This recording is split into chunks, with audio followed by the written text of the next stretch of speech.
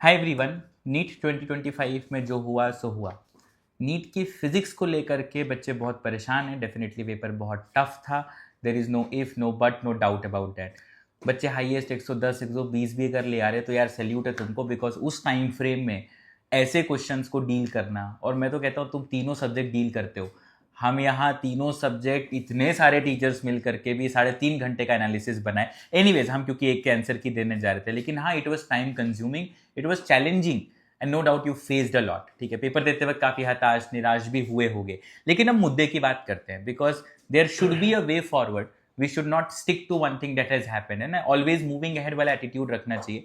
मेरे साथ विनोद सर बैठे हैं, काफ़ी बार यहाँ पर हम चैनल पर मिले भी होंगे, और फिजिक्स के एनालिसिस में सर से बैठ के बात ही कर रहा था कि सर पेपर कैसा आया। सर ने मुझे किताबों से क्वेश्चन दिखा दिए कहाँ से डायरेक्ट क्वेश्चन उठ के आए। सर ने एक एनालिसिस भी करी जिसमें क्वेश्चन में बिना शायद वैल्यू चेंज हुए भी क्वेश्चन एग्जैक्टली क्वेश्चन आ गए। तो थोड़ा सच का सामना करते हैं। यूट्यूब पर एक है ना, हमको ऐसी बातें सुनना बहुत अच्छा लगता है जो हमें मतलब है ना मजा दिला दें एकदम से, जो हमें खुश कर दें। एक डोपामिन चीज होती है ना जो अपने बॉडी में आती है कि you feel good, dopamine high, मजा आता है उस वीडियो को देखने में। यहाँ मजा जो है तो मैं यहाँ हम देने नहीं आए पर्टिकुलरली कि फिजिक्स का पेपर ऐसा हो गया मजे कर लो, एकदम बहुत टफ आया है ना। कहीं ना कहीं कंधा खोजते हैं बच्चे, सीधी सी बात। लेट्स टॉक फैक्ट्स कि एक्चुअली पेपर कैसा था। कंटेंट इज सुप्रीम, जो मैं हमेशा एक बात कहता हूँ, and quality content is supreme. हवाबाजी से कभी सिलेक्शन होता नहीं है। हल्के हल्के, मैं हमेशा एक लाइन कहता रहा हूँ, prepare for the worst case scenario then you get the best. मुद्दे पर आता हूँ सर, फिजिक्स के पेपर को लेकर के आपका क्या थॉट है सर इस बार जो था पेपर? तो लेंदी था पेपर, और थॉट सिंपल सा है कि कुछ क्वेश्चन ऐसे थे जिनमें थॉट ही नहीं आ रहा था शुरू कहाँ से करें। राइट। जैसा कि ऑलमोस्ट सारे लोग कह रहे हैं जो सीनियर टीचर्स हैं, और वो सही कह रहे हैं। 2 से 3 क्वेश्चन ऐसे थे जिसमें तो इनफैक्ट टीचर्स का भी स्टार्टिंग नहीं कर पा रहे थे, शुरू कहाँ से करें क्वेश्चन को सॉल्व एक करना। सर मैं देख रहा था आप लोग एनालिसिस कर रहे थे, वो ये वाला क्वेश्चन आया था ना, वो हाँ सरफेस टेंशन वाला। हाँ। और वो सरफेस टेंशन का जो क्वेश्चन था, इनफैक्ट वो जो था हम में से किसी को भी प्राइमरीली तुरंत स्ट्राइक नहीं किया। सोचना पड़ा, हम लोगों ने डिस्कस किया, तब जाकर के हुआ कि लाइक दैट हम लोग कर सकते हैं। राइट। लेकिन बच्चे के बिहाफ पे देखें तो बहुत बड़ी चीज़ है, वो वहाँ पर नहीं सोच पाएगा। जब हम लोगों को यहाँ पर अलग क्लासरूम में बैठ करके या अलग फ्रेम में बैठे हैं तो हम इतना टाइम ले रहे हैं, तो हेड्स ऑफ टू यू। अगर आपने 120 130 नंबर ले आए तो यू आर वेरी जीनियस और गुड इन ऑल एस्पेक्ट। कोई ऐसे नहीं है, कट ऑफ लो जाना ही जाना है, और इट शुड गो, इसको नीचे आना भी चाहिए था। 500 के 10 के आसपास सर यूपी में कॉलेज ये लोग उठा लेंगे, 515 के जाता भी था 2018 वगैरह तक। 525 530 कट ऑफ होता था, एक कॉमन चीज थी। लेकिन ये बीच में थोड़ा सा पेपर इजी आ गया, कोविड का जो फियास्को हुआ उसके बाद की समस्या है। Now we have come to the next thing कि अब वापस हमारा लेवल वही हो गया है जो हमारा था नीट का। तो अब हमको उसी तरीके से पढ़ना है, थॉरोली पढ़ना है। किसी चीज को अपने को लाइटली नहीं लेना है। बिल्कुल सर। जो हम लोग की आदत होती है ये ट्रिक लगा देंगे निकल आएगा, नो, यहाँ ट्रिक तो बाद में लगाओगे, क्वेश्चन ही पहले समझ में आ जाए। भाई सिंपल सी बात है। और जितने लोग भी बोल रहे हैं including me on the YouTube, उस समय की बात करो ना जब पेपर सामने था एंड एनालिसिस भी नहीं थी। अब तो सब लोग एक दूसरे की एनालिसिस भी देख चुके हैं, ठीक है ना। तो paper was no doubt good, but मैंने एनालिसिस की बाद में ठंडे दिमाग से, तो 23 क्वेश्चन एग्जैक्टली ऐसे थे जो इजी कह सकते हैं, वो डाटा के साथ थोड़ा रिस्की स्टेटमेंट है बच्चों। नहीं एग्जैक्टली मैंने काउंट किए हैं, और मैं सेट नंबर 48 लेकर के बैठा हूं, और इसमें मैं क्वेश्चन नंबर बता सकता हूं कौन कौन से ऐसे थे जो इजी थे। तो आप ये कहना चाह रहे हो सर, ये इजी एज इन क्या, जो डायरेक्ट उठ के आए? डायरेक्ट उठ के आए। तो मतलब ये इजी भी एक रिलेटिव टर्म है, हमेशा याद रखना। अगर नहीं पढ़े हो तो सब कुछ टफ है। हाँ, है ना, वो तो सीधी सी बात, उसके लिए सब कुछ टफ है। हाँ, लेकिन ये क्वेश्चन आप कह रहे हो कि डायरेक्ट कहां से उठ के आए सर? ये 2-3 क्वेश्चन तो एनसीईआरटी के डायरेक्ट हैं सर, वो प्लीज बताइए। मैं जैसे एक क्वेश्चन आपने इसमें देखा होगा बच्चों ने, हालांकि उसको मैंने मीडियम की कैटेगरी में डाला है, ठीक है ना, लेकिन वो क्वेश्चन भी सर एग्जैक्ट क्वेश्चन बताते हैं। एग्जैक्ट मैं आपको क्वेश्चन बताता हूँ। क्वेश्चन नंबर 18 है, 48 set number, 2 cities X and Y connected by regular bus service.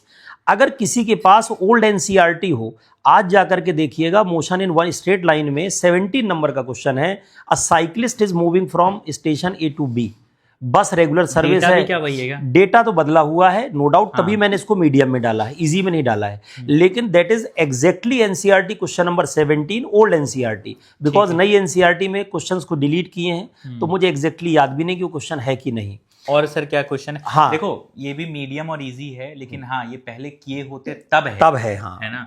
पहली बार प्राइमा फेसी करने जा रहे हो तब तो प्रॉब्लम और है। इसके जस्ट ऊपर क्वेश्चन नंबर 17 है, दो आइडेंटिकल स्फीयर वाला।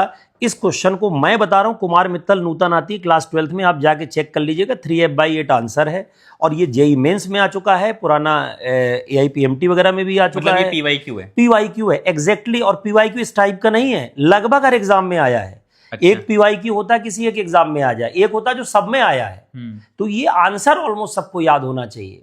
इन द सेम वे एक क्वेश्चन आप अगर इसमें देखें तो फ्रिक्शन का था, एक क्वेश्चन था फ्रिक्शन का, जिसमें रफ सरफेस में बॉडी स्लाइड हो रही है और स्मूथ में स्लाइड हो रही है, और पूछा था कोफिशिएंट ऑफ फ्रिक्शन बताइए। एग्जैक्टली उसने 2 टाइम्स बोला है एंड द आंसर वाज 0.75। ये CPMT में आ चुका है। ये क्वेश्चन बहुत पहले लॉन्ग एगो CPMT के टाइम से आ चुका है। क्वेश्चन नंबर इसमें एग्जैक्टली हम आपको बता दे रहे हैं। अच्छा, इसके अलावा एक क्वेश्चन 31 देखिए, जिसमें आपको परसेंटेज एरर निकालना है। मैं बता रहा हूं, क्वेश्चन बता दे रहा हूं, physical quantity P is related to 4 observation. हाँ, A⁻³ B² करके है। और ये मैं बता रहा हूं, जो बच्चे करते होंगे पहले प्रैक्टिस, ये PYQ है, ऑलरेडी आ चुका है। 13% आंसर था। और जिन जिन लोगों ने शीट लगाई होगी, हमारे मॉड्यूल में भी एग्जैक्टली क्वेश्चन दिया है, अनअकैडमी के मॉड्यूल में है एग्जैक्टली 13%। क्योंकि जैसे ही हमने क्वेश्चन देखा 13% हमने बोला, फिर करके देखा गया एग्जैक्टली वही। तो वो क्वेश्चन एग्जैक्ट वही था।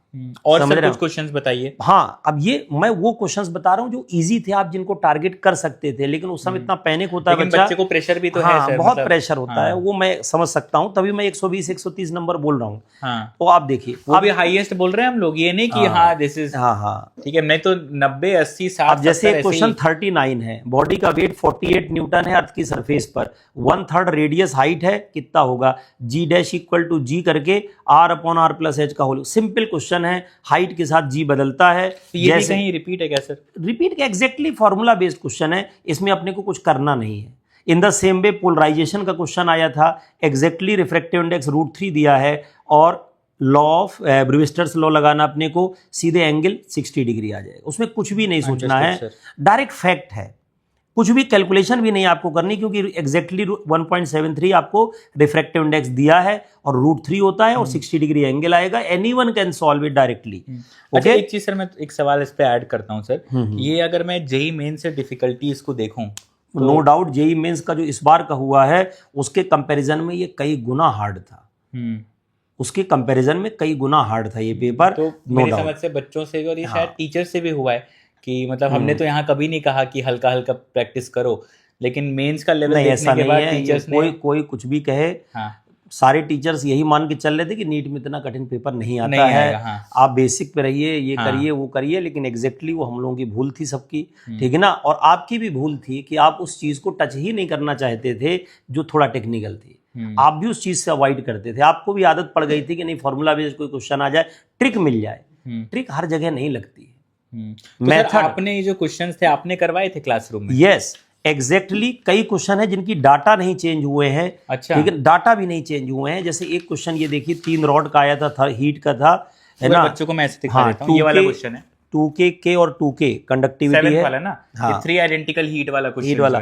मुझे तो नहीं आता, मैं सर से ही पूछ रहा हूं। कंडक्शन चैप्टर जब हम लोग पढ़ रहे थे, एग्जैक्टली यही क्वेश्चन हम लोगों ने किया था, बस कंडक्टिविटी K2K K करके किया था। ये HC वर्मा का क्वेश्चन है, वहां पर टेम्परेचर की वैल्यू 100 और 0 डिग्री। HC वर्मा से भी इस बार डायरेक्ट, HC वर्मा से लैडर वाला क्वेश्चन एक है, उसमें है ना, स्लिप करेगा कि नहीं करेगा। HC वर्मा क्वेश्चन नंबर 41 है, उसी से उन्होंने पूरा का पूरा इंस्पिरेशन लेकर के किया है क्वेश्चन। तो आपको ये मान के चलिए कि कॉन्सेप्ट क्लियर करना है। अब वो HC वर्मा है, कौन सी बुक है, बुक डजंट मैटर। फिजिक्स में बुक का कोई खास इंपॉर्टेंस बचा नहीं। जो पेपर है, आपको अच्छे से कॉन्सेप्ट को सीखना है, बुक के ऊपर स्टिक मत होइए। थ्योरेटिकल क्वेश्चन कोई बहुत ज्यादा है नहीं, और जो 1-2 आए भी हैं बहुत बेसिक आए हैं, इसलिए थ्योरेटिकली बहुत ज्यादा प्रॉब्लम नहीं है। प्रॉब्लम इसमें न्यूमेरिकली हो गई, कैलकुलेशन बहुत लेंथी है। अब जैसे थर्मोडायनेमिक्स के क्वेश्चंस थे, नंबर ऑफ मोल निकालना, डेसिमल में निकल रहे हैं। अब वहाँ डेसिमल में बच्चा नहीं निकाल पाता। डेसिमल भी शायद मेरे समझ 2-3 डिजिट तक, हाँ 2-3 डिजिट तक करना पड़ रहा है, अदरवाइज मैच नहीं कर रहा है। थोड़ा सा आप राउंड ऑफ कर दीजिए, दूसरा आंसर आ जा रहा है, राइट, है ना। जैसे मैग्नीफाइंग पावर का क्वेश्चन आया, आप राउंड ऑफ करके करोगे तो कुछ और आंसर आ रहा है, एग्जैक्ट सॉल्व कर रहे हो तो आगे कुछ और आ रहा है। तो ये कुछ ऐसे क्वेश्चंस थे जो इनको अवॉइड करने चाहिए थे एनटीए को। ओवरऑल इस पेपर में सर अच्छा स्कोर क्या है? 120 to 140 अगर किसी बच्चे 140 के तो सर मैंने सुना ही नहीं 120 से नहीं मैक्सिमम बोल रहा हूँ मैं। हाँ, बाकी maximum। अगर आप 100 के आसपास भी है 10 इधर 10 उधर तो बढ़िया है। हाँ। नो डाउट आप मान के चलिए बहुत अच्छा आपने किया। हाँ। लेकिन हमेशा इस बात को मैं क्लास में ही बोलता था क्वेश्चन को छोड़ने की आदत डालो। आप लोगों ने जो देखिए हार्ड क्वेश्चन इसमें 9 है, 8 से 9 क्वेश्चन हार्ड हैं, उनमें क्वेश्चन में फंसने का था, आप फंस सकते थे, उनको आप छोड़ नहीं पाए हैं, बस इतनी गलती हुई है। उनको अपन स्किप नहीं कर पाए। जब हमको पढ़ने के बाद समझ में आ रहा है कि क्वेश्चन में क्या करें नहीं समझ में आ रहा है तो छोड़ो उसको, move on to the next question. लेकिन वो आदत अपनी होती है लालच वाली ना कि इसको कर लें, इसको नहीं होता है। हमेशा ध्यान रखिए अगर इस बार कमी रह गई और नेक्स्ट ईयर भी आप प्रिपेयर करने जा रहे हैं, ये आदत अभी से डालना शुरू करिए कि किसी कठिन क्वेश्चन को इमोशनली नहीं देखना है कि ये मैं क्यों छोड़ रहा हूं। तुमसे नहीं हो रहा तो किसी और से भी नहीं हो रहा होगा, आप ऐसे मान के चलो, ठीक है ना। तो हाँ 8-9 क्वेश्चन टफ आना, हार्ड आना एक पेपर में बड़ी बात होती है। जनरली 4-5 क्वेश्चन टफ रहते थे। मैं देख रहा हूँ सर इसमें काफी सारे अपने में सिमिलर डन इन क्लास। अब जैसे एक क्वेश्चन ये मोमेंट ऑफ इनर्शिया का था सर, ये क्वेश्चन बड़ा भयानक था, इस पे बहुत बवाल भी चल रहा है। ये वाला क्वेश्चन है। हाँ ये तो नो डाउट अब मुझे भी आंसर याद होने लगे हैं इसके सर, इतना मैंने इसको देख लिया। नो डाउट ये क्वेश्चन बहुत टफ था। ये तो नहीं होना चाहिए सर, आपका क्या मानना है? ये एडवांस लेवल का क्वेश्चन था और इनफैक्ट एडवांस में भी अब तक सरफेस टेंशन का इसके पहले इस टाइप का क्वेश्चन नहीं आया। एक बार भर आया था कि जिसमें बबल था वो सरफेस को लीव कर रहा था, जब कंटेनर हीट करते हैं ना जैसे बबल, तो एक बार आया था जिसमें थोड़ा सा टेक्निकल था। जनरली ऐसे क्वेश्चन आते नहीं। ठुकरा के मेरा प्यार इंतकाम एनटीए ने जो है बिल्कुल पिछले साल जो इतना हुआ मेरे समझ से। बट मेरा सर एक और थॉट है इस पे कि इट वाज मच नेसेसरी। हाँ बिल्कुल, पेपर आना बहुत जरूरी था क्योंकि अब पेपर तो टफ ठीक है होना। मेन जो कमी इसमें पेपर में रही, डिजिट्स ऐसी थी कि कैलकुलेशन बहुत था। हाँ। जैसे एक जगह एंगल उसने 22.5 डिग्री दिया, क्या जरूरत थी नीट के बच्चों को 22.5 देने की? अरे आप 30 डे करके कॉन्सेप्ट ही तो आपको पूछना है। अब वो 22.5 इज अननेसेसरी, उसमें आपको θ/2 निकालना पड़ेगा, फॉर्मूला लगाना पड़ेगा।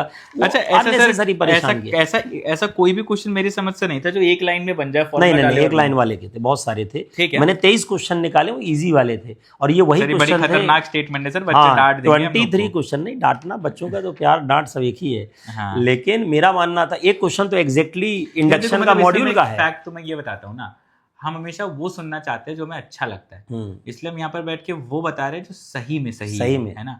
और ये सुनना तुम्हारे लिए बहुत जरूरी है, बिकॉज यही चीज आगे जाकर के तुम्हें सिखाएगी, यही चीज जाकर के तुम्हारा सिलेक्शन कराएगी। अगर आज परेशान हो तो उसको बैठ कर किसी का सुनना मत, हमारी मत सुनना, किसी टीचर की मत सुनना। तुम बैठो, रीअसेस करो जो पूरे साल तुम्हारे हाथ में कंटेंट आया है, ठीक है। You need to assess it and it is high time.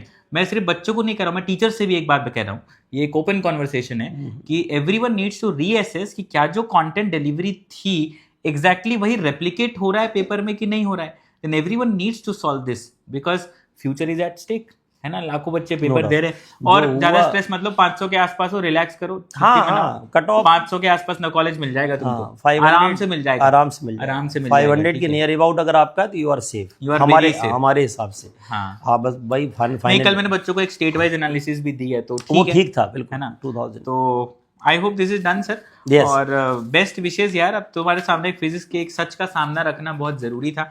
I hope तुमने यहाँ तक सुना हो। बाकी जो है जैसा है लेट इट बी, जो हो गया वो है ना रोने से ना धोने से या बैठ के सोचते रहने से वो बदलता नहीं। Always look for a way forward, है ना। तो लेट्स क्रैक इट। यस, ठीक है, लेट्स क्रैक इट।